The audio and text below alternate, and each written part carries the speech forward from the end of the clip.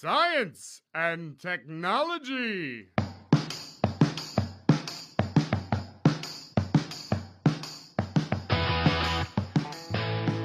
Estamos on com mais um Ciência On. Hoje nós vamos falar sobre o apagão na educação. Meu nome é Pedro Altreta, sou professor aqui da UFABC e, inacreditavelmente, hoje estou usando Windows.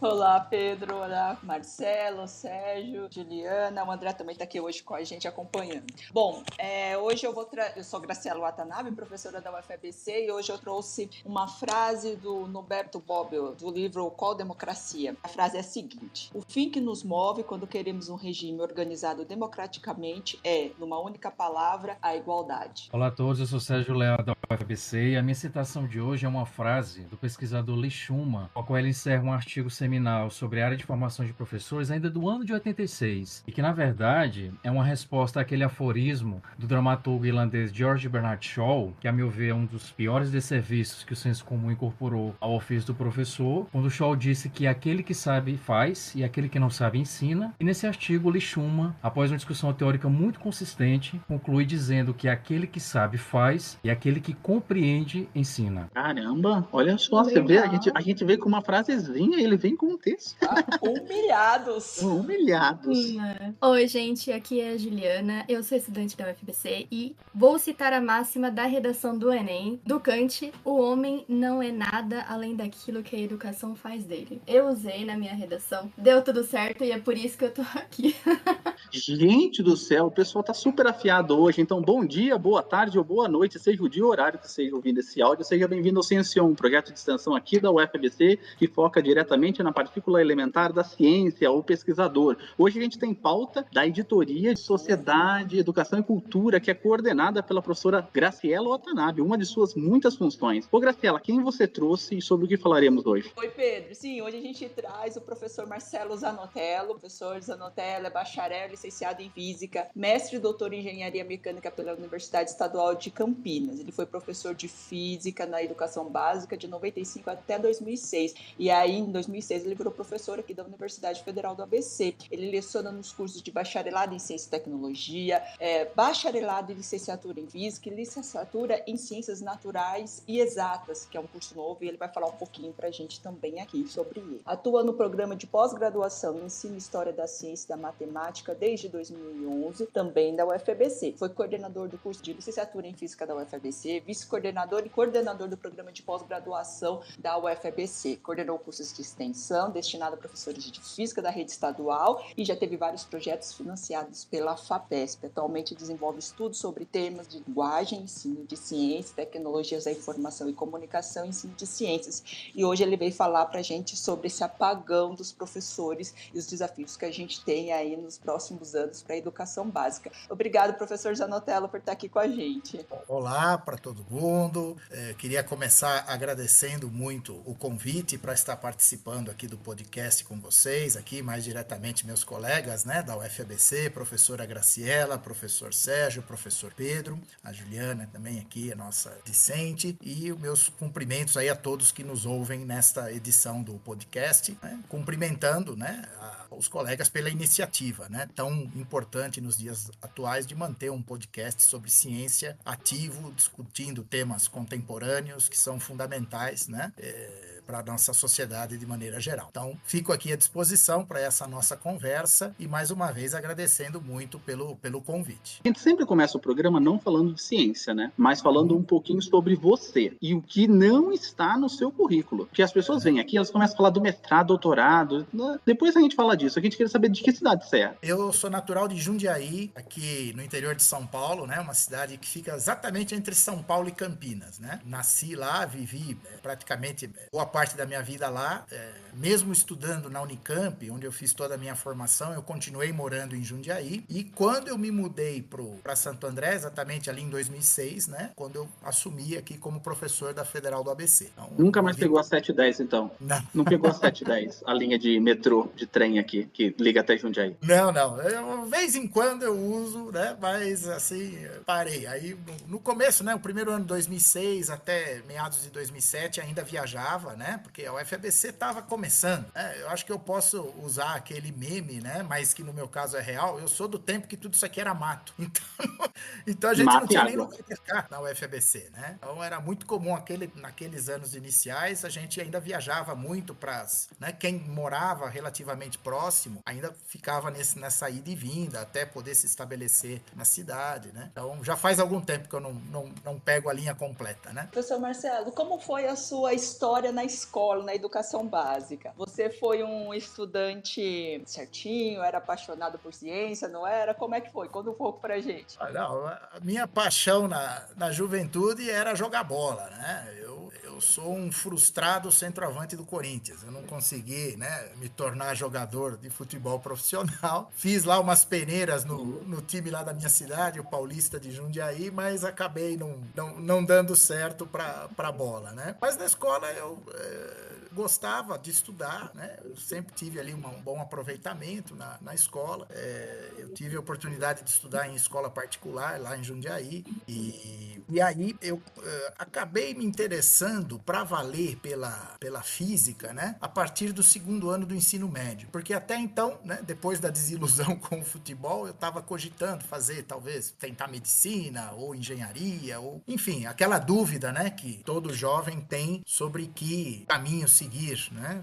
Na sua formação acadêmica, universitária, terminando a educação básica. Mas eu tive uma experiência ali na educação básica bastante interessante porque professores que eu tive de física e de matemática me motivaram muito. Foram grandes exemplos para mim, né? Temos nomes? Então, os nomes? Bom, tem alguns. Eu tive um professor de matemática chamado Luiz Freire de Mello. Tive um professor de física chamado Rafael. Eram professores excelentes. Eles tinham realmente não só uma didática muito boa, mas eles, pelo menos para mim, né, eles conseguiam me envolver muito no desenvolvimento dos seus temas. Então eu comecei a me interessar muito, né, pela física e pela matemática, principalmente por gostar muito das aulas desses professores, né, e me identificar muito com eles. Paralelamente a isso, né, naquela época, estamos falando então no final da década de 1980, né, você tinha alguns programas de divulgação científica, talvez o mais famoso de todos foi a série Cosmos, né, que era exibida na televisão da época. Eu assistia sempre que conseguia alguns episódios, e teve uma série que a TV Cultura exibiu na época, que é a série produzida pelo Caltech chamada Universo Mecânico. Adorava. Sim, o Universo Mecânico. Universo Mecânico. Então eu assisti assim quando passou na TV Cultura pela primeira vez, né? E ali, bom, ali eu me decidi. Eu falei, não, puxa, olha que bacana, é isso aqui que eu quero estudar, que eu quero seguir, né? E essa foi, digamos, a minha escolha, né? Pela área da física. E aí eu optei por fazer a faculdade de física. E apesar, né, de ser uma série antiga, de vez em quando eu até uso alguns vídeos lá do Universo Mecânico ainda nas minhas aulas atuais, né? O pessoal reclama um pouquinho da qualidade técnica do vídeo, mas eu falo, ó, coisa de mais de 30 anos atrás, então procure ver, mas os conteúdos dos vídeos são excelentes, né? E foi um pouquinho dessa combinação toda aí que me ajudou a definir e a optar pela física, né? Enquanto eu era estudante ali da educação básica, eu não tinha assim nenhuma área assim, né? Foi uma decisão aos poucos, não tinha assim algo já convicto, né? Foi uma escolha que foi amadurecendo ao longo do tempo e mudando, né? Mas foi basicamente essa a trajetória ali de escolha, né? Bacana, Zanotello. A gente vai, então, vamos falar um pouquinho sobre o apagão da educação logo depois da vinheta do André.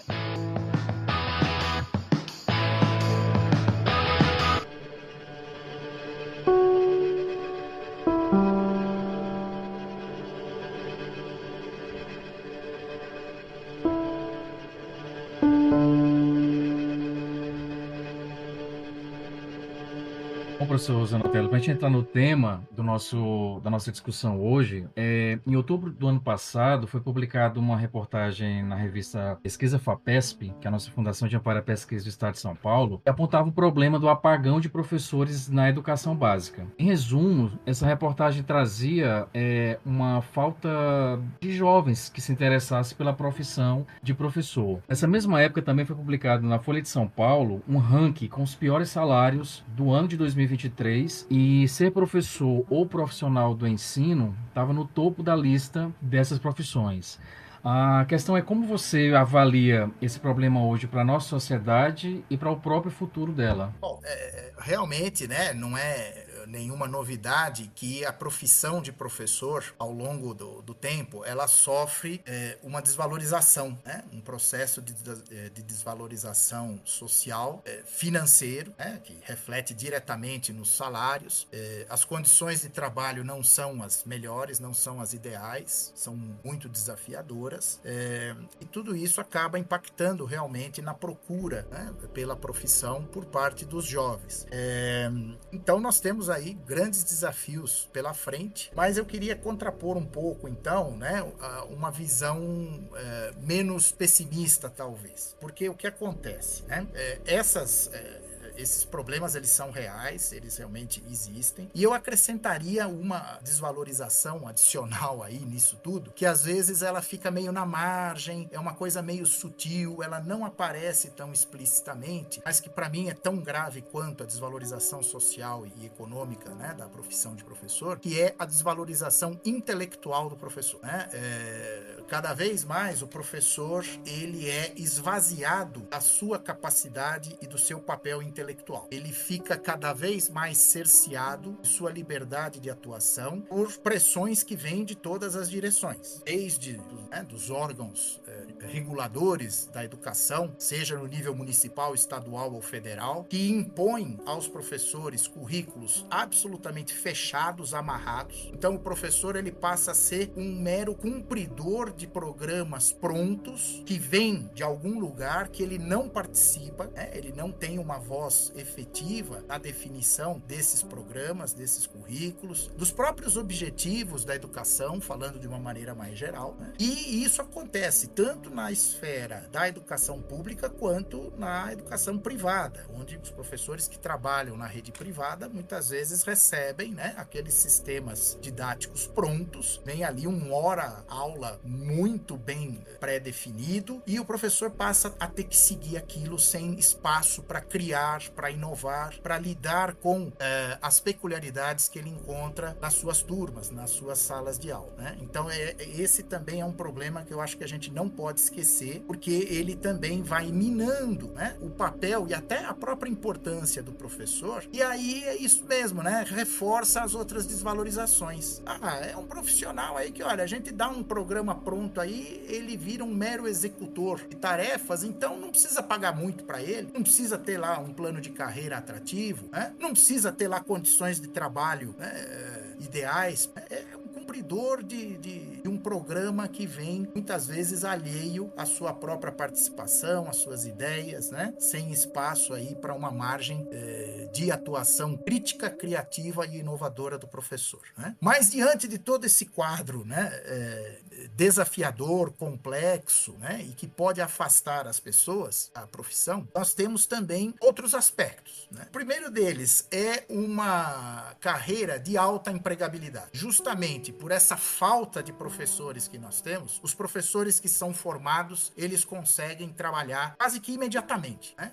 Às vezes até antes de se formarem, eles já estão sendo contratados, né? Seja nas escolas privadas, às vezes para dar plantão de dúvida, ele começa a fazer um estágio, aí ele já vai também pegando algumas aulas, ou mesmo na escola pública, onde há uma falta muito grande de professores, né? E às vezes o aluno assim recém-formado ou já terminando, né, o seu curso de graduação, pós-graduação ele consegue assumir algumas aulas, né, em caráter temporário nas redes públicas. Então, é uma área que tem essa empregabilidade na própria área, né? Então, alguém que vai fazer uma licenciatura, ele vai conseguir trabalhar como professor. Os planos de carreira, apesar de precisarem melhorar muito, eles também oferecem possibilidades, né, de um avanço na profissão, né? Então, existe uma possibilidade ainda de crescimento, né, dentro da carreira. Os sistemas, como eu falei, eles precisam melhorar muito esses planos de carreira, mas existe algo ali que permite ao professor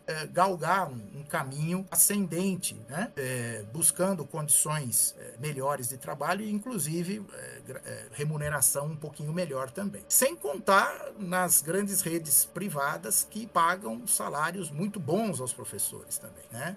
Então, quando o ranking coloca ali os piores salários, ele coloca tudo num pacote só. Mas tem nuances aí, né? Por exemplo, a gente sabe que na esfera pública, em geral, os municípios pagam melhor que os estados. Então, às vezes, as escolas municipais oferecem planos de carreira e remunerações aos professores que são mais interessantes do que as escolas estaduais, né? Como eu mencionei, escolas particulares pagam geralmente bons salários aos professores. Então, o ranking, eu acho que ele poderia ser um pouquinho mais detalhado nesse sentido. Agora, claro, eu concordo que, no geral, os salários realmente deixam a desejar em função da importância que a profissão tem, né? Eu acho que é uma profissão que ela é cada vez mais importante, né, na sociedade atual, sempre foi e continuará sendo. Por mais que o professor seja desvalorizado, por mais que a educação receba ataques aí frequentes, né, ela é necessária e ela é inevitável. Não tem como viver sem, né? Então, nós temos aí pela frente os desafios que vão tanto no plano coletivo, né, os professores se organizarem em associações, buscarem um engajamento social e político para reivindicar essas melhores condições de trabalho, né? Então, tem que haver esse envolvimento coletivo enquanto categoria, enquanto profissão, né? É um trabalho mesmo político que precisa ser feito e, ao mesmo tempo, do ponto de vista individual, o professor, digamos, resistir a essa desvalorização ou essas desvalorizações que tentam incutir a ele, né? E reforçar cada vez mais, dentro da atuação que lhe é possível, a importância daquilo que ele faz, a importância da formação das pessoas de maneira geral, né? Através da escolarização, e usar, né, a sua capacidade criativa, o seu conhecimento, tanto das áreas técnicas quanto das ciências da educação que ele adquire na sua formação e colocar isso em prática. Então, eu diria que nós temos inúmeros desafios pela frente, mas não é uma terra arrasada, não é uma situação que, olha, a profissão vai acabar.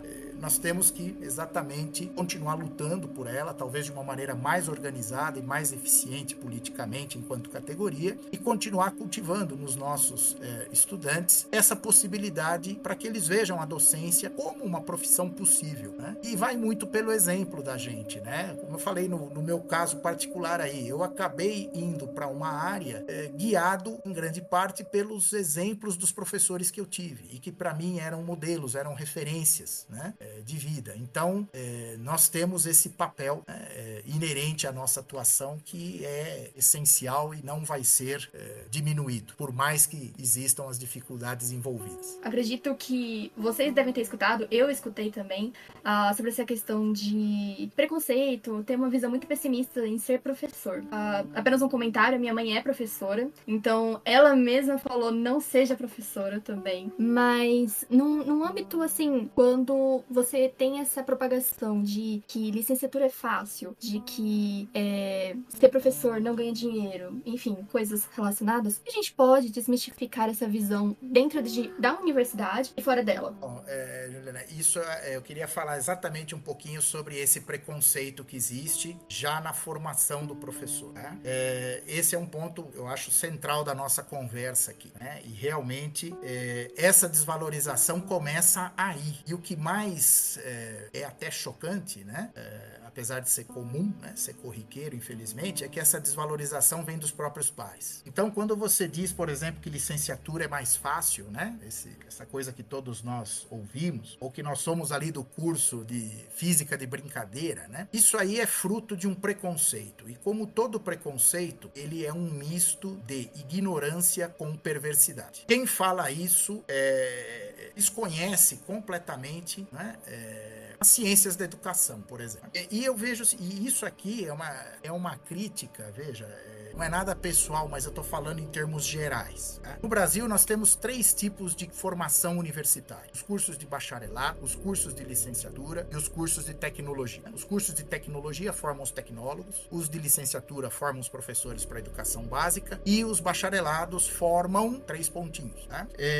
O que acontece? Em geral, quem dá aula no ensino universitário é alguém que não teve formação em licenciatura. E veja, eu vou usar um termo aqui que pode ser um pouco forte, mas eu me incluí nesse termo por muito tempo. Eu não chamaria de professor, eu chamaria de um bacharel que dá aula. Eu, por muito tempo, fui um bacharel que dá aula e ainda me pego nessa, porque eu fiz esse processo em curso, né? Eu fui estou trocando, né, as rodas do pneu do meu carro com ele, né, os pneus do meu carro com ele andando. Né? Eu fiz o bacharelado em física, eu me formei em 1994 e fui dar aula logo em seguida, em 1995. E fui dar aula tanto na escola pública quanto na escola privada, lá em Jundiaí, como professor de física. Então, a minha prática docente ali era uma prática absolutamente empírica, de senso comum. Eu reproduzia aquilo que eu via nos meus professores durante a minha formação. Né? Eu não tinha nenhum conhecimento sobre as ciências da educação, sobre nada. Então, era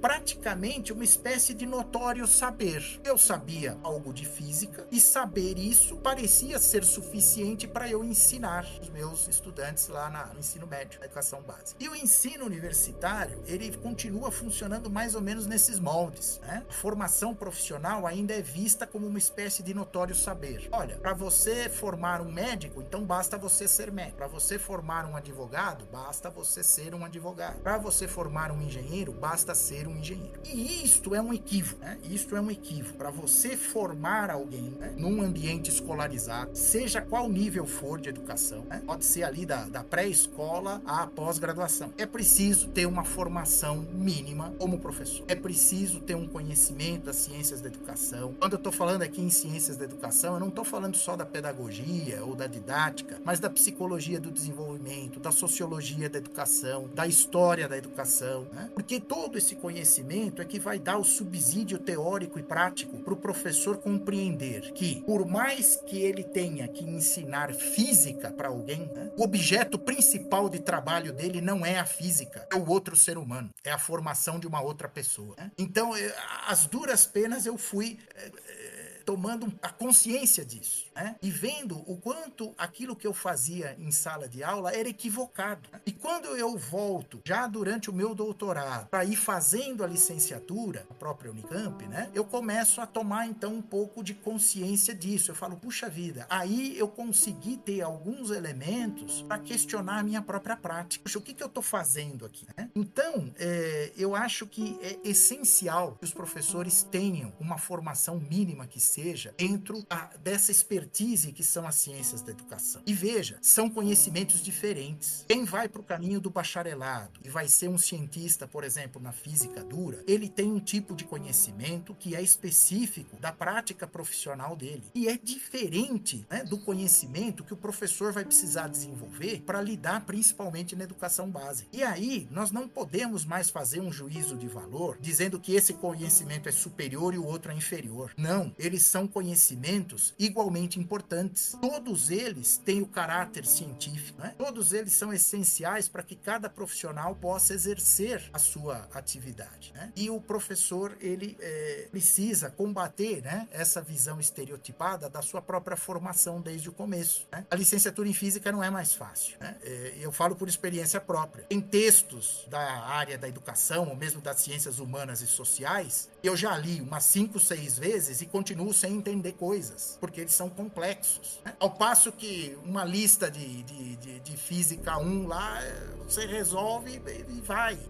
Então não é assim, não é porque uma área envolve um tipo de conhecimento que ela vai ser necessariamente mais fácil ou mais difícil que outra, né? Nós precisamos quebrar esse preconceito dentro das próprias universidades, dentro das próprias instituições formadoras, né? E parar de colocar, né, a licenciatura de maneira geral e a formação de professores como um curso secundário, né? Um curso menos importante ou menos nobre do que outras áreas, né? Não é assim. Então, essa desvalorização do professor que repercute na sociedade, ela também tem esse componente interno que já vem desse preconceito que nós notamos, infelizmente ainda, em muitas instituições. Então nós temos que parar de pensar a educação, a escola, a sala de aula, o ensino e a aprendizagem em bases empíricas de senso comum, porque esse é um dos grandes problemas também que generalizam e vulgarizam um discurso sobre educação. É que nem eu jogando bola, só porque eu chutava a bola eu não consigo ser jogador de futebol profissional, né? E não é porque todo mundo passou pela escola que tem um conhecimento profundo, né, da natureza da profissão e dos referenciais teóricos, metodológicos, práticos que dão base a esse exercício profissional. Sem isso, é muito difícil você sair de uma prática empírica de senso comum e aí você fica derrapando, né, naquilo, gerando uma frustração, gerando uma decepção, né? Então é isso que eu gostaria de comentar a respeito dessa questão do preconceito, porque com o passar do tempo eu fui tomando consciência desse preconceito que eu também tinha, e é demorado mesmo, a gente vai se formando o tempo todo, a gente nunca está acabado, né, na formação. E aí eu fui tomando consciência então das limitações que eu tinha enquanto professor e como eu poderia então realmente me formar nisso, né, constantemente estar aprendendo e aperfeiçoando e questionando minha prática, sendo, né, um professor reflexivo.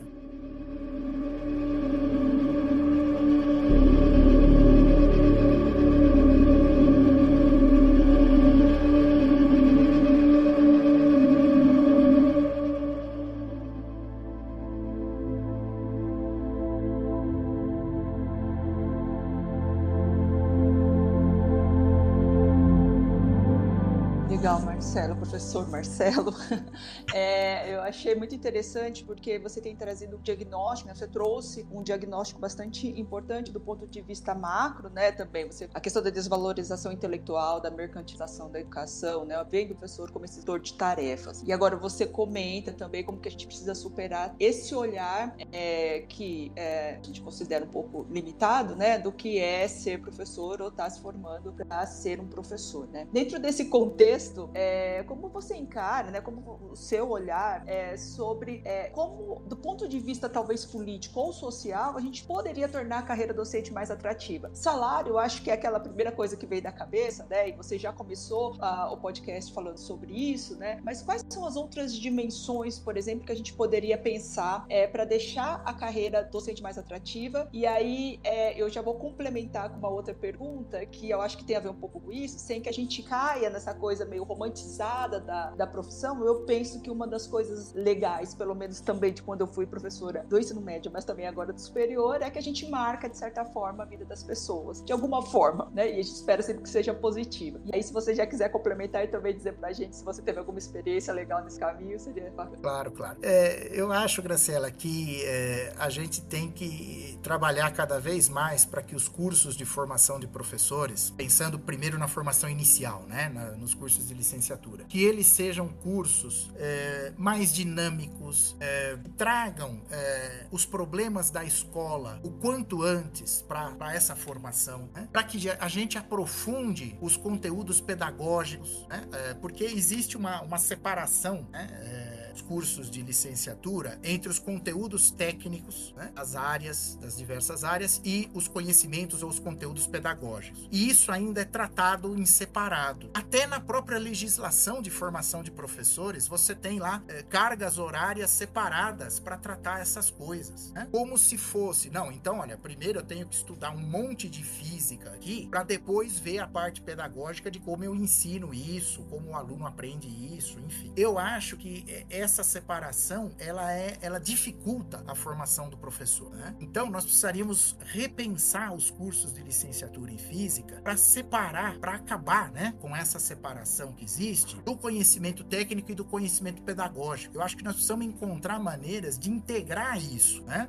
Como é que eu vou ensinar física na universidade para o meu estudante? Ora, eu acho que nós temos que ensinar da maneira que nós queremos que ele ensine para os alunos dele, lá na educação básica. A mesma coisa para química, para matemática, para língua portuguesa, para história, para geografia. Eu peguei aqui o caso da física para citar o meu próprio caso, né? A minha própria área. Então, eu acho que os cursos de licenciatura, eles precisam ser revitalizados. Essa formação tem que ser uma formação mais dinâmica, tem que ser mais integrada, mais interdisciplinar, né? Veja, eu não estou dizendo aqui que os conteúdos técnicos específicos de cada área não devem ser trabalhados. Não, precisam ser trabalhados. Mas nós temos que rever a maneira de fazer isso, que seja uma maneira articulada já com essas questões ligadas ao ensino, né?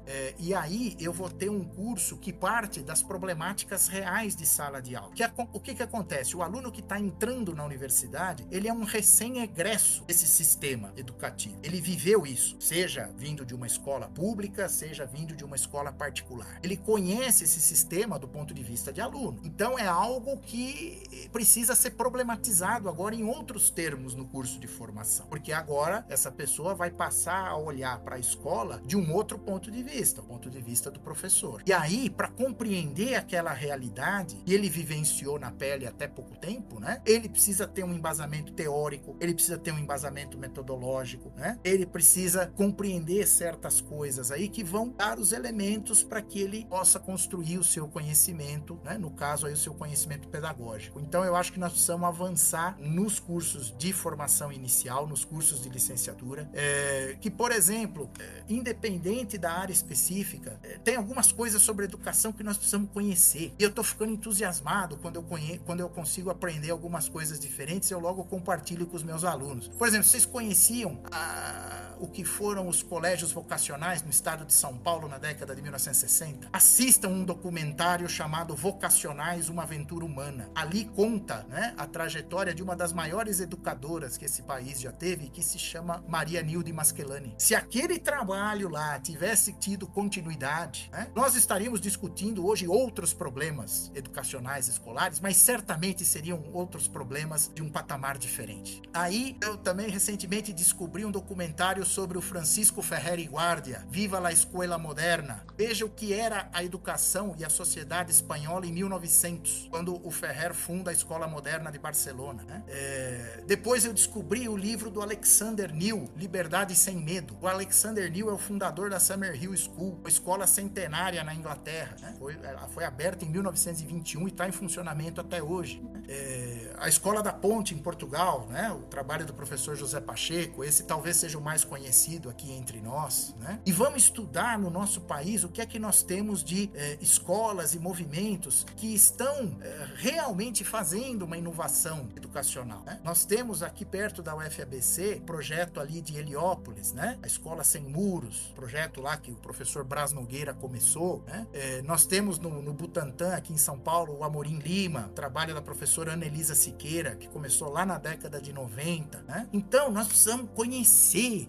A história da educação é uma história praticamente oculta. A gente trabalha muito pouco disso nos nossos cursos de formação de professores. E é ali que nós vamos conseguir obter os elementos, os indícios, que vão nos ajudar a resolver os problemas que nós temos, né? Porque ali nós vamos encontrar fundamentos teóricos, práticos, né? E, claro, não existe um modelo pronto. Não adianta eu querer trazer lá a Escola da Ponte de Portugal e introduzir aqui. Não vai funcionar. Então, modelos não funcionam. Mas são referências que, quando estudadas e conhecidas, né, vão nos dar os elementos para a gente repensar sobre a nossa realidade contemporânea e os nossos desafios atuais. Por exemplo, nós temos que trazer de volta o Anísio Teixeira, o movimento da Escola Nova, né, que depois foi abafado lá pelo tecnicismo que veio em cima, né, decorrente lá da Guerra Fria. Então, eu acho que os cursos de licenciatura, eles precisam ser reoxigenados, eles precisam ser repensados, né, de uma forma articulada, integrada, variada, eu acho que isso colaboraria muito na formação dos professores. E com relação à formação continuada, que a gente ouça mais o que as escolas e os professores estão precisando. Porque muitas vezes as ações de formação continuada apresentam aqueles pacotes prontos para o professor. Principalmente as iniciativas governamentais. São assim: olha, professor, vem aqui fazer o curso de tal coisa. Mas espera aí, será que aquele professor realmente está precisando daquilo? Então eu acho que na formação continuada nós temos que criar iniciativas que partam das demandas que esse professor em exercício vai trazer. Nós precisamos parar de tentar um pouco adivinhar o que ele precisa, o que ele está querendo, e ouvi-lo mais. E construir essas ações de formação continuada em parcerias efetivas com eles. Olha, qual que é a sua grande...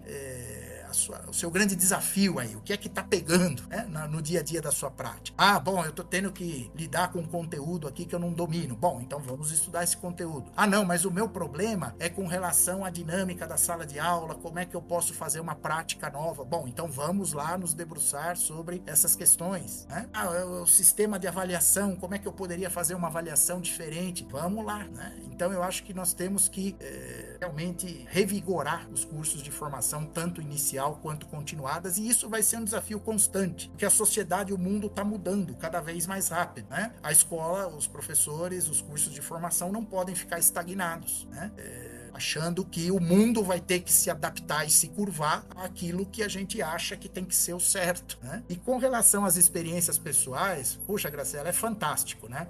Eu, ano que vem, completo 30 anos de sala de aula e, puxa, isso realmente compensa um pouco toda aquela nossa frustração natural com a profissão, né? Que às vezes vem mesmo. É esse feedback dos estudantes, é esse retorno que eles nos dão, né? E, lógico, a gente não vai conseguir impactar todo mundo, a gente não vai conseguir ser unanimidade, mas tem realmente um retorno de estudantes que nos marcam muito, né? Na época que eu deixei a escola pública, né, dava aula lá já há um certo tempo, era uma escola de periferia lá em Jundiaí, uma coisa que eu não esqueço até hoje, né? A expressão de uma estudante dessa escola, humilde, que veio até mim e falou: puxa, professor, o senhor vai sair? Eu falei: vou, né? Ela falou: poxa, e agora quem é que vai ensinar a gente?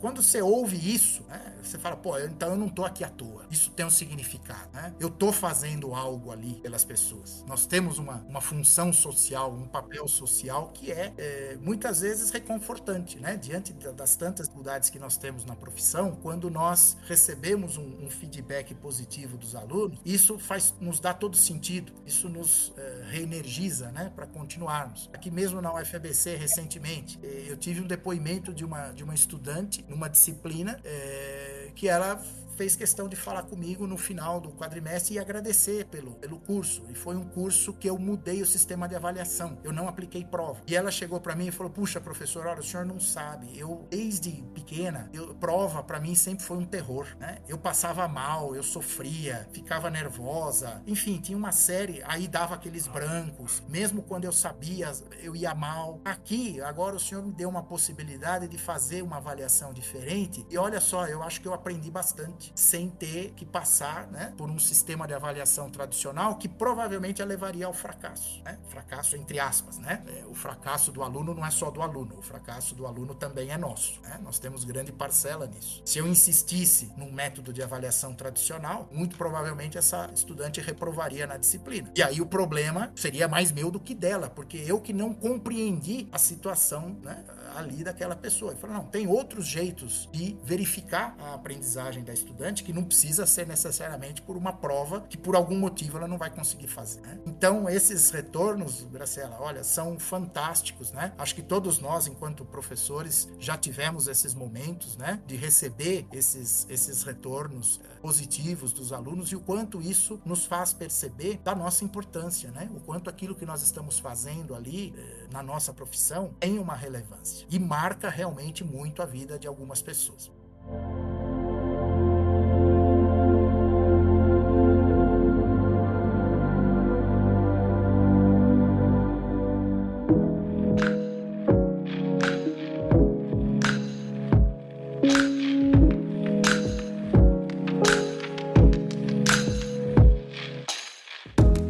Eu vou aproveitar o contexto do que você está falando e queria perguntar para você, professor Zanotello. A gente sabe que existe aí uma visão tradicional e até mesmo estereotipada, que ainda é muito arraigada, de que o professor, especialmente os professores da área da ciência da natureza, né? Eu, como professor de química, vivenciei isso bem quando era professor da educação básica e até agora mesmo ensino superior, é aquele indivíduo que vai ministrar suas aulas usando apenas a lousa de giz ou numa versão atualizada, a lousa com pincel, né? Ou ainda é aquele sujeito desprovido de habilidades afetivas, sendo uma pessoa mal-humorada e até mesmo ríspida. Mas a gente sabe, como professor, que a prática e até mesmo o futuro da profissão é bem diferente disso.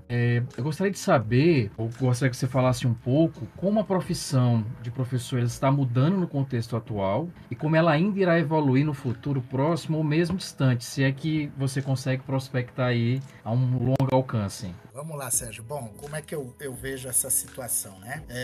Primeiro, eu costumo dizer para os meus estudantes aqui nas disciplinas de licenciatura, né? Que nós temos duas ilusões pedagógicas que são quase de senso comum, né? Das quais nós temos que nos livrar para começar a pensar a nossa prática. A primeira delas é achar a priori que aquilo que eu tenho a dizer interessa para alguém que está lá na sala de aula. Então vamos lá, eu sou professor de física, né? Geralmente no ensino médio, primeiro ano, garotada lá, rapaziada, 14 para 15 anos, né? Começa dando aula de cinemática. Rapaz, por que eu vou achar que alguém vai considerar cinemática algo digno de atenção? E outra, no mundo atual, né? Como é que eu vou esperar o estudante fique 4, 5 horas seguidas sentado numa carteira ouvindo alguém dissertar sobre um assunto que não lhe interessa, né? Eu acho que esses são duas questões de cara. Fala, pô, não dá mais, né? Parece que a sociedade hoje exige um outro tipo de prática pedagógica, né? Que envolva mais o estudante, que parta de problemas que para ele sejam significativos, tá? Que tenham ali um contexto, né? E que as práticas sejam mais dinâmicas, né? Hoje em dia nós falamos muito das metodologias ativas, né? E de fato, eu acho que nós temos que nos aprofundar nelas, né? Mas lembrando que também não é um negócio novo, né? O Carl Rogers, no livro Liberdade para Aprender, lá da década de 1950, ele já falava disso, né? E como nós precisamos criar nas escolas um espaço de maior liberdade, tanto para o professor quanto para o aluno, para que o conhecimento se construa em bases mais significativas, né? Através do desenvolvimento de projetos, enfim, tem uma série de possibilidades aí que, de novo, né? Quando a gente vai lá estudar ciências da educação, a gente encontra essas referências para pensar. Então, não adianta. A sala de aula, do jeito que ela está hoje, ela é uma cela de aula, né? A própria reconfiguração de espaço físico das escolas precisa mudar, né? Por que eu tenho que ter uma organização de currículo baseada em disciplinas? Por que eu tenho que ter sala de aula? Por que eu tenho que ter a divisão dos alunos em séries anuais na escola? Por que o professor tem que trabalhar sozinho num ambiente que tem que ter carteiras enfileiradas? Ou seja, nós precisamos conhecer um pouco a origem desse sistema, né, de educação que pauta a imagem que as pessoas têm do que é uma escola, né? E de novo, nós já temos uma série de contra-exemplos, né, de como isso poderia ser diferente, de como essa escola poderia ser diferente. E eu acho que está chegando num ponto de esgotamento, que a escola vai ter que mudar de algum jeito, porque a sociedade está mudando de tal maneira que essa escola, ela está ficando obsoleta, né? Nós vamos precisar trabalhar com essa juventude em outras bases. Não dá mais para eu pegar a formação que eu tive enquanto estudante e querer reproduzi-la agora. Isso não vai funcionar mais. Essa geração que está aí é uma outra cabeça, é um outro jeito de pensar, é um outro jeito de se comunicar, né? O mundo está diferente. Então, nós precisamos nos debruçar sobre essa realidade complexa, nova e desafiadora para nós e transformarmos a própria escola, né? Então, a nossa escola, ela tem lá a origem, né? O professor Pacheco fala muito disso, né? São 3 origens, né? A Revolução Industrial na Inglaterra, a Prússia militarizada e os confessionais franceses. É dali que vem, né? O que nós temos hoje. São bases axiológicas, epistemológicas do final do século XVIII, começo do século XIX, e que nós ainda estamos reproduzindo reproduzindo teimosamente. Então, nós precisamos partir de vez para outras possibilidades, para outras alternativas, né? De mudar até a própria reconfiguração do espaço físico da escola. Recentemente eu visitei uma escola e aí depois eu tive o seguinte pensamento. Olha que coisa, né? A gente vai ficando velho, os parafusos vão ficando meio soltos, né? Eu pensei assim, se de um dia para outro, né, o governador resolvesse transformar aquela escola num presídio, que reformas ele precisaria fazer no prédio? Pensei um pouco, eu olhei o muro alto, um cerca em cima, portão de aço fechado, trancado, todas as salas, todas as janelas com grades nas janelas, os corredores fechados, quando você tinha ali uma escada, né, para um andar a outro, os portões trancafiados com correntes, todas as portas de outros espaços físicos da escola trancadas, então o laboratório de ciências estava trancado, né, a sala de vídeo estava trancada, eu tenho lá a figura do inspetor de aluno, né, andando pelo corredor para ver se tem alguém fora da sala de aula. Eu falei, olha, não precisava de reforma nenhuma, isso aí podia, sem grandes custos, se transformar num presídio de um dia para noite. Eu falo, mas a escola não pode ser isso, não dá mais para ser isso, né? Então eu sou fã número 1 ali do professor Braz Nogueira, que quebrou as paredes da escola lá de Heliópolis e acabou.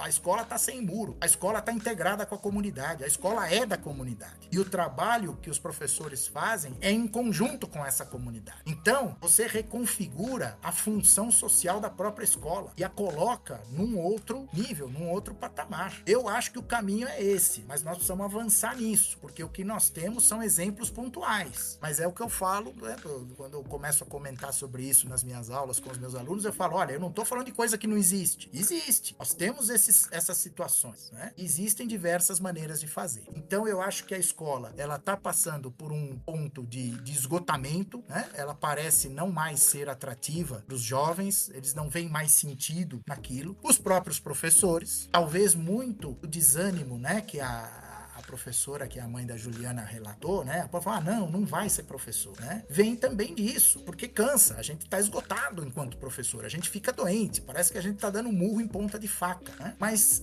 porque é uma sociedade que já não se coaduna mais com esse modelo de escola que foi concebido lá no final do século XVIII, começo do século XIX, né? Eu acho que o nosso sistema educacional, tal como ele está ainda majoritariamente configurado, ele é quase que um cadáver insepulto que nós estamos arrastando aí para cima e para baixo e não estamos tendo a coragem de falar, não, chega, já deu, né? Isso aqui se serviu lá um tempo atrás, agora não serve mais. E nós precisamos buscar nas ciências da educação esses exemplos que nos dão orientações de como fazer de uma forma diferente, né? As metodologias ativas são um caminho sem volta, e aí não é jogar a responsabilidade para o aluno e esvaziar do professor, não. Nesse tipo de metodologia, o papel do professor é mais importante até e mais difícil do que no método de aula expositiva tradicional. É muito mais fácil eu dar a mesma aula para os meus alunos ali e acabou. Entendeu, não entendeu, paciência, problema seu. Agora, quando a gente fala num método ativo, né, num ensino que vai se centrar na relação professor-aluno, e aí entram os aspectos afetivos que você mencionou, Sérgio, aí nós temos realmente uma nova metodologia. Uma metodologia centrada na relação professor-aluno, uma relação de mediação, onde o professor vai auxiliar o aluno a construir o conhecimento dele, fazendo pesquisa, desenvolvendo projetos, fazendo leituras, o que for, né? Então nós precisamos começar a imaginar a escola em outros termos. E nós temos de onde partir. Nós não vamos precisar fazer isso do zero. Eu tenho uma pergunta a respeito, assim, a gente sabe que ser professor, ter a profissão docente é muito interessante porque vai abranger diversas áreas. Então você sempre tem que estar atualizado a todo momento, você precisa saber de que está acontecendo no mundo, no Brasil, na sua cidade, precisa saber como que se comunica com o aluno, enfim.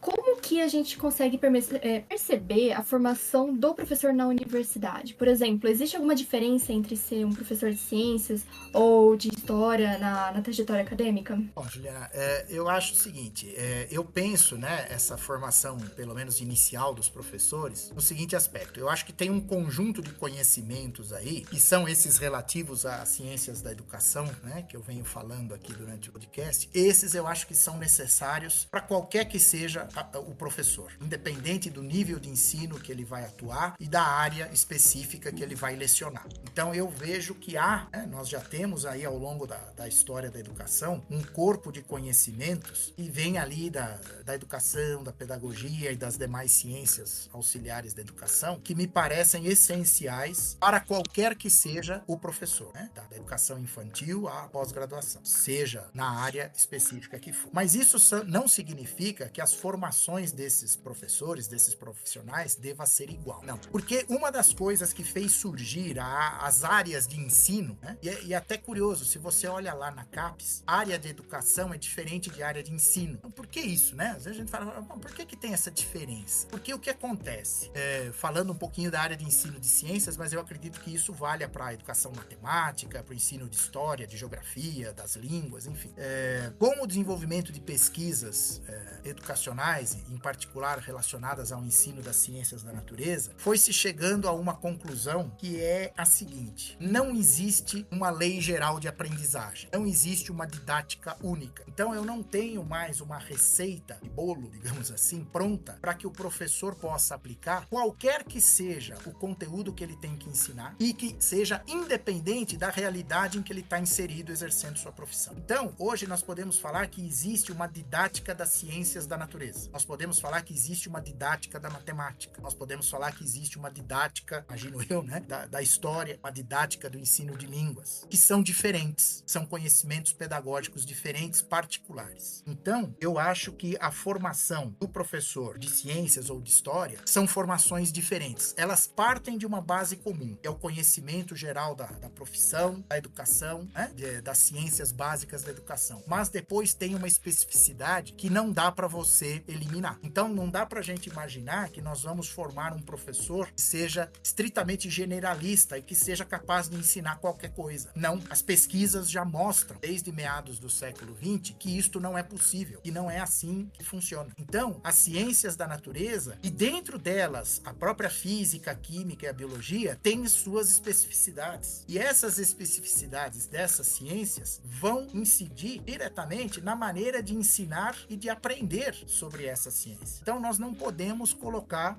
a formação como se fosse uma coisa só, né? Como se fosse uma única formação para esse professor, qualquer que seja a área dele. Então, eu acho que cada vez mais as licenciaturas, elas precisam preservar essas diferenças. E veja, eu não estou dizendo aí que eu sou contra projetos interdisciplinares. Não é isso. Eu estou dizendo que a interdisciplinaridade, ela não abre mão, ela não prescinde do conhecimento disciplinar. E o conhecimento disciplinar tem as suas próprias peculiaridades, não só dentro da área técnica, que é evidente, né? Mas também dentro da área do ensino. Então é por isso que hoje nós temos lá ensino de ciências, ensino de matemática, ensino de enfermagem, ensino de direito, ensino de administração, né?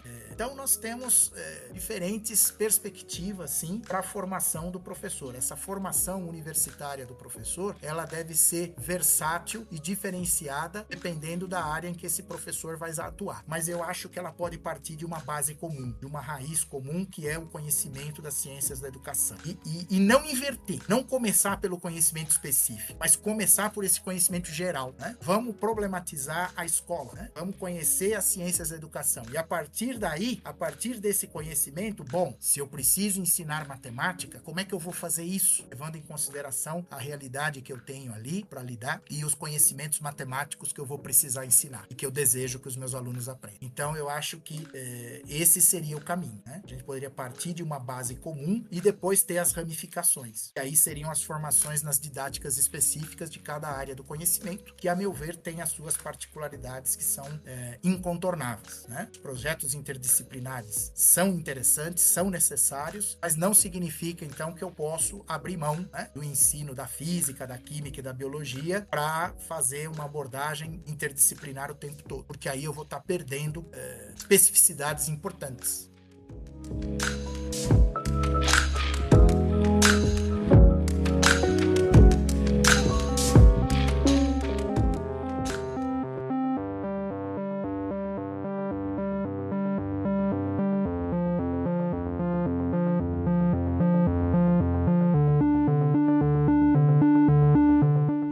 Professor Marcelo, acho que você falou uma coisa interessante sobre o novo ensino médio e a reforma do ensino médio, né, da confusão às vezes que se faz, né, com tirar as matrizes de física, química, biologia e aí colocar como ciência e natureza e achar que é interdisciplinar, né? E eu acho que um pouco nesse caminho, a nossa pergunta é um pouco o que são as LIs, que são as licenciaturas interdisciplinares da UFABC, e que eu acho que elas vão ajudar um pouco aos nossos ouvintes a entender o que você estava até fazendo, né, a crítica que você estava fazendo antes, né? Você foi um dos idealizadores do curso de licenciatura em Ciências Naturais e Exatas, mas a gente também tem o curso de licenciatura em Ciências Humanas, né? Queria que você contasse um pouco a história, né, desse curso aqui na UFABC e o que ele tem de diferente, né, de certa forma, do que era antes, enfim. Nós nos motivamos a pensar as licenciaturas interdisciplinares na UFABC, basicamente motivados por duas razões, né? Uma delas é que, da maneira como as licenciaturas específicas existiam na UFABC, a gente estava ainda muito naquele modelo 3+1, um modelo que já havia sendo criticado há bastante tempo para a formação de professores, né? O que é esse 3+1? É como se você tivesse os 3 primeiros anos uma formação específica de bacharel, né? Então, os conteúdos temáticos ali da área do conhecimento específica, e aí no último ano você tem uma pitadinha de conhecimentos pedagógicos, você faz ali um pouquinho de estágio supervisionado e pronto, você está formado professor para atuar na educação básica, né? E a gente via então um desequilíbrio muito grande na carga horária da formação desse professor aqui na UFABC, nessa ênfase aos conteúdos específicos das áreas e aos conteúdos pedagógicos. Essa coisa, além de estar muito separada, ela estava altamente desnivelada, né? A gente cumpria o mínimo ali que a legislação exigia, mas havia essa estrutura formativa que ainda fazia com que o estudante se formasse bacharel para depois, se quisesse, fazer uma licenciatura. Então, a formação de professores na UFABC era quase que um efeito colateral. Um ou outro estudante acaba indo fazer a licenciatura, né? A maioria não vai, a maioria entra, naquela época, né? A entrada era exclusivamente pelo bacharelado em ciência e tecnologia, e aí os cursos que brilham, né, até hoje são as engenharias. Então, nós não tínhamos alunos, e aí vem a segunda razão, né? O modelo da UFABC esvaziava os cursos de licenciatura. Você formava ali 2 alunos por ano na licenciatura e olhe lá, porque os alunos que entravam aqui, eles estavam olhando a formação do BCT e dos cursos pós-BCT, das engenharias, né? O pessoal das humanidades ia ver o curso de economia, o curso de relações internacionais, de políticas públicas, né? Não ia ver a formação de professores. Então, nós passamos a nos questionar, olha, nós temos esse modelo de formação que a UFABC propõe, mas que para a formação de professores é um modelo que já vinha sendo criticado desde meados lá do século XX, né? E nós não temos aluno, né? Se a UFABC tem a missão institucional, né, de contribuir para a formação de professores para a educação básica, nós não estamos conseguindo fazer isso. Então, como que a gente poderia resolver esse problema, né? Uma solução proposta foi a criação, então, de uma entrada específica para as licenciaturas interdisciplinares, né? Então, nós preservamos todo o projeto pedagógico interdisciplinar da UFABC, mas tentamos, digamos, aperfeiçoá-lo ou integrá-lo, né, às necessidades da formação de professor para a educação básica, né? Como é que a gente poderia desenvolver um projeto interdisciplinar de formação de professores para a educação básica em conformidade com os princípios da UFABC, né? E as licenciaturas surgem, então, nesse contexto. E aí, nós acabamos fazendo um pouco daquilo que eu comentei aqui, né? Qual foi a ideia? Vamos partir às ciências básicas da educação, né? Esse seria um corpo comum de conhecimentos que nós poderíamos iniciar trabalhando com os alunos que então entrariam na UFABC já escolhendo ser professor, né?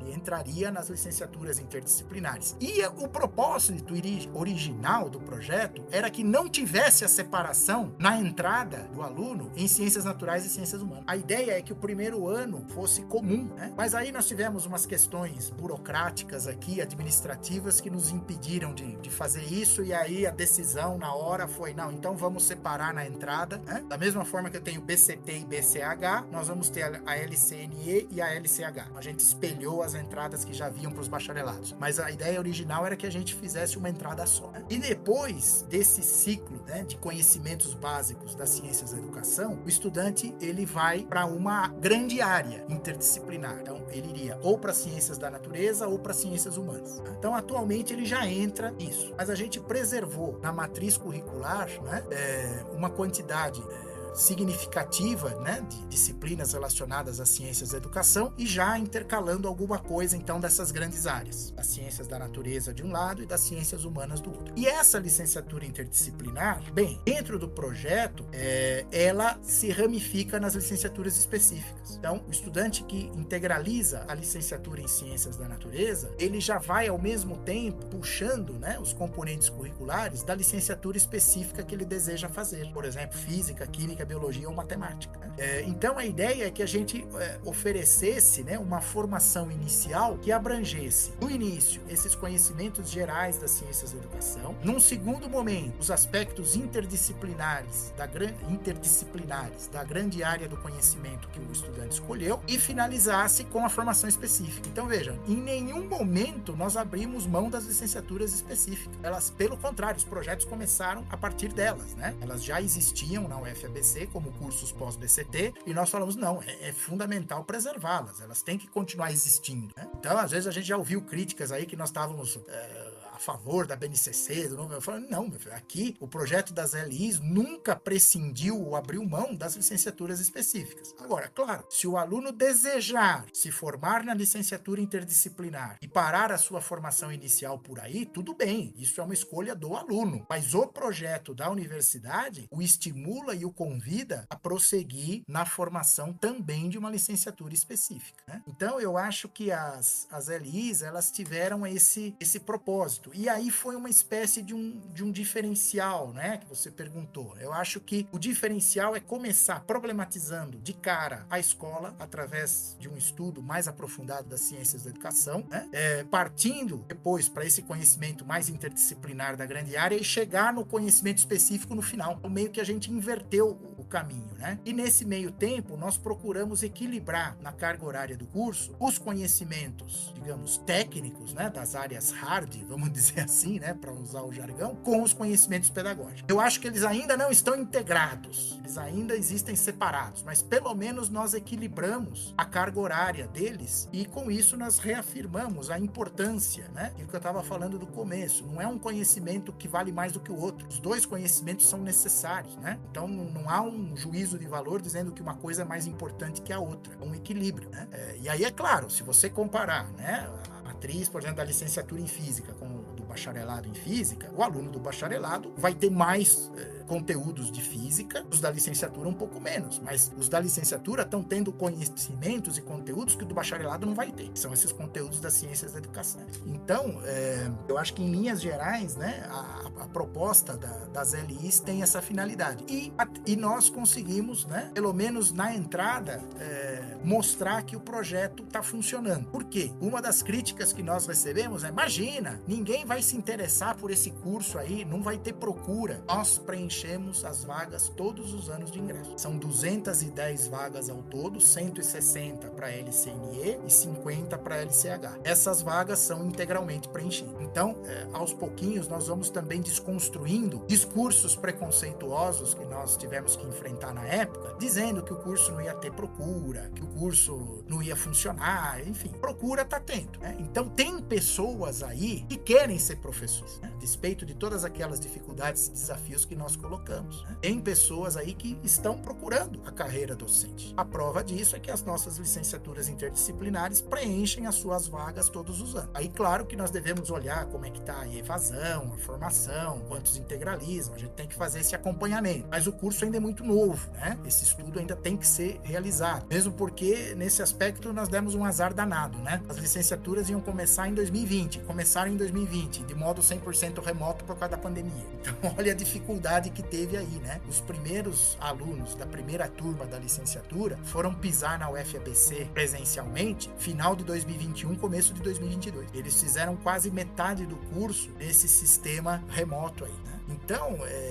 as dificuldades, elas existem, mas eu acho que as LIs, elas não são a resposta única, a melhor, mas dentro da realidade que nós tínhamos na UFABC, foi uma resposta possível, né, para que a universidade pudesse atender melhor a missão que ela própria se impôs, né, de contribuir com a formação de professores para a educação básica, né? Então, eu acho que as LIs têm aí um caminho desafiador pela frente, mas promissor, né? E eu acho que tem uma coisa interessante das LIs, que é exatamente essa possibilidade dos alunos que entram ter também aula com alunos que querem fazer licenciatura em biologia, outro quer fazer licenciatura em matemática, e os conhecimentos também, nesse primeiro momento deles, é dividido com esses diferentes olhares e interesses, né? Isso, de certa forma, cria uma relação entre os alunos da licenciatura que é muito interessante, né? Quer dizer, eles não perdem os vínculos com as outras áreas. Isso é fundamental, porque se a gente olha para a ciência hoje não é mais só física, química ou biologia, né? Ou matemática, né? Então isso é muito legal também, né? Você acha que isso, de certa forma, ajuda um pouco na atratividade da profissão? Quer dizer, você acha que eles ficam mais interessados exatamente por causa dessa possibilidade de troca entre eles? Você tem na sua experiência como professor, né? Como você tem visto isso?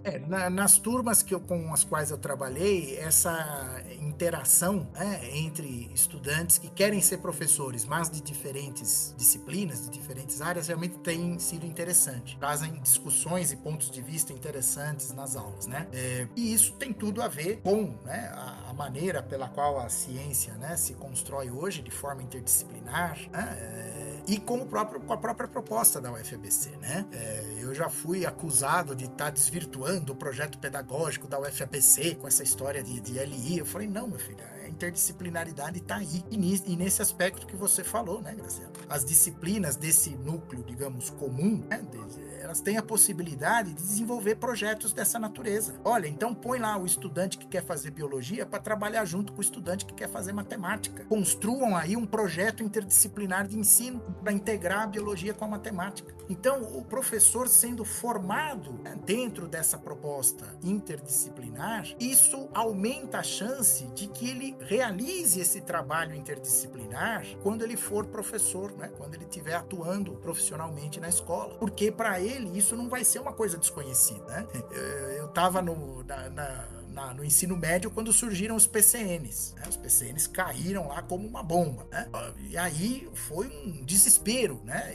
Nas escolas, os professores ficaram desesperados. Como que eu vou fazer isso? Meu Deus, mas eu não sei. Interdisciplinaridade, projeto, como é que é isso? Isso gerou uma tensão enorme, porque os professores não tinham conhecimento do que era aquela proposta, né? Então, ali, muitos professores falaram, não, eu vou continuar fazendo o que eu sempre fiz, porque é o que eu sei, é o que funciona, entre aspas, no meu dia a dia, na minha prática. Eu não tenho preparo e formação para isso, eu não vou nem me arriscar aqui. E os que se arriscaram, logicamente que, como toda nova, né, iniciativa, cometiam erros e às vezes desanimavam, porque é isso, eles se sentiam desamparados. Ele tentou fazer um negócio, não deu certo, ele volta rapidinho para sua zona de conforto, né, para aquilo que lhe dá segurança, né? Então, eu acho que os cursos de formação, eles precisam avançar nessas práticas interdisciplinares, né, e sem descuidar também dos conteúdos específicos que são importantes, né, exatamente para que essa interdisciplinaridade se desenvolva em bases sólidas, né, de conhecimento.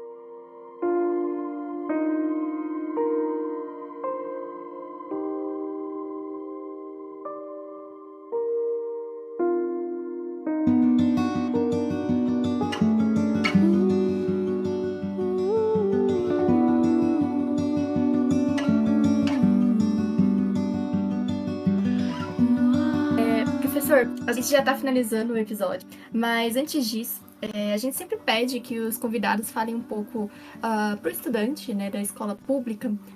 O que você falaria para um estudante que está pensando em fazer uma universidade e, quem sabe, um curso de licenciatura? Olha, eu diria a eles, vá em frente, né? Faça, vale a pena. Não se deixe levar só por aquele discurso, né, negativo que explora os problemas, que não vou negar, existem os problemas, mas toda profissão tem problema, né? Toda profissão tem problema. Se o professor tem problema, o cara que trabalha no banco tem problema, o cara que trabalha na empresa tem problema. As relações de trabalho não são fáceis em nenhuma área, né? Tanto é que chama trabalho, não chama férias, descanso, né? Outro nome. Então, eu diria o seguinte, nós precisamos fazer um trabalho com essa juventude, principalmente da educação básica pública, e mostrar a eles que fazer uma universidade é possível, né? Eu estou participando agora de mais uma edição do PIBID, né? E é uma escola próxima da UFABC. Ela fica 15 minutos aqui da universidade. E quando nós começamos lá, há 1 ano e meio atrás, a direção da escola nos contou que naquele ano lá, pela primeira vez, um aluno daquela escola tinha conseguido entrar na UFABC. E o que nós constatamos lá? Que a maioria dos estudantes da escola nem sabiam que a UFABC existia. Muito menos que era gratuita. A maioria lá achava que, tem uma universidade lá, quanto custa a mensalidade? Eu falei, não, meu amigo, não custa nada, é uma instituição pública, ela é federal. Para entrar lá, você tem que fazer o Enem. Ele falou, porra, Enem? O que é isso? Então, veja, ao longo desse projeto PIBID com essa escola, eu acho que a nossa principal contribuição, levando os alunos da UFABC que querem fazer licenciatura para trabalhar lá naquela escola, né, que é a proposta do PIBID, para quem não sabe, é o projeto de bolsas de iniciação à docência. Coloca os alunos, desde o primeiro ano do curso de licenciatura, em contato com uma determinada escola. Esse aluno é recebido pelo professor da escola, orientado pelo professor da universidade, e esse aluno da licenciatura recebe uma bolsa.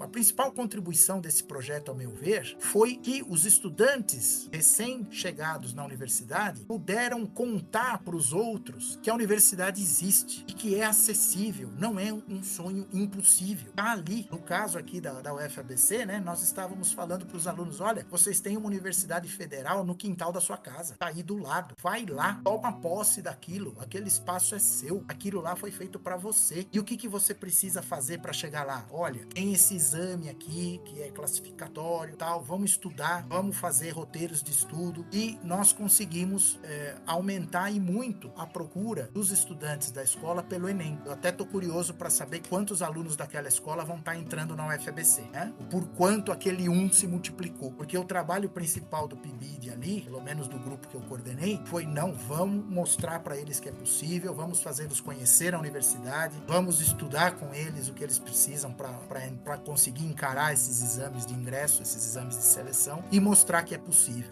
Então, primeiro, nós temos que trabalhar muito com essa juventude a possibilidade de que fazer uma universidade é um sonho possível. Não estamos falando de um negócio de outro planeta. E no caso específico da formação de professores, por mais que tenha dificuldades, todas as profissões têm, né? Mas, como eu falei no começo, a licenciatura, ela tem uma alta empregabilidade. Eu falei, você vai sair da universidade trabalhando na área que você se formou. E depois você vai ter possibilidades de seguir adiante, né? Muitos professores não ficam na sala de aula, acabam indo para coordenação, para direção. Você tem a possibilidade de se tornar um pesquisador, né? De seguir pela pós-graduação. Então, veja, a sala de aula, né, que na minha opinião não deveria existir, mas já que ela existe, né, a porta da sala de aula é uma entrada para um mundo profissional, né? E aí você vai ter como professor muitas escolhas possíveis ao longo da sua vida profissional, né? Então, eu ainda, apesar de todas as dificuldades reconhecidas, né, da profissão, eu estimulo. Eu falo, olha, se você acha que isso você gostaria de fazer, vai e faz, porque você vai conseguir trilhar o caminho aí da sua própria vida, né? Não dá a gente como professor, nós não temos a mínima condição de dizer o que o nosso aluno vai ser, né? Tem essa, Eu jamais imaginei que eu estaria onde eu estou hoje fazendo o que eu faço hoje. Isso foi acontecendo ao longo da vida e para cada pessoa é assim, né? Mas a minha palavra, então, para os jovens primeiro, vão estudar, vão atrás das oportunidades, da universidade, vale a pena, né? Vale a pena. Não vai te trazer só um ganho numa perspectiva de ascensão social e profissional, mas vai lhe trazer uma realização pessoal. Identifica aquilo que você realmente quer, aquilo que te dá curiosidade, fala, puxa, isso aqui eu quero saber, e vai fundo nisso, estude fundo isso, né? E aqueles que pensam em ser professores, vão em frente do seu desejo, porque vocês vão ter várias possibilidades aí ao longo da vida. É uma profissão desafiadora, como todas são, mas é uma profissão que também traz uma recompensa de realização e satisfação pessoal. Seria uma mensagem aí otimista, espero sem ser poliana. Zanotella, obrigado, Zanotella. Eu estava aqui só ouvindo, né, vocês falando principalmente da parte do eu adorei o sair do senso comum, e a mensagem também é bem bacana, né? E agora eu tô falando direto isso, faz se você quiser, se você sentir que você quer mesmo fazer.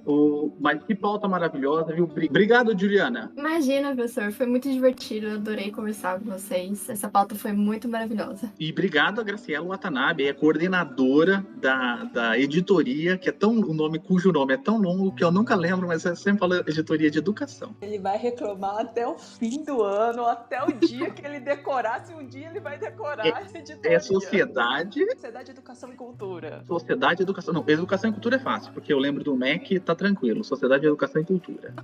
Bom, mas obrigada, professor Zanotello, pela aula que você deu hoje. Eu achei muito interessante as questões e as reflexões que você trouxe. Espero que você... E como tem ainda muito mais questões pra gente fazer, espero que você volte em outra oportunidade.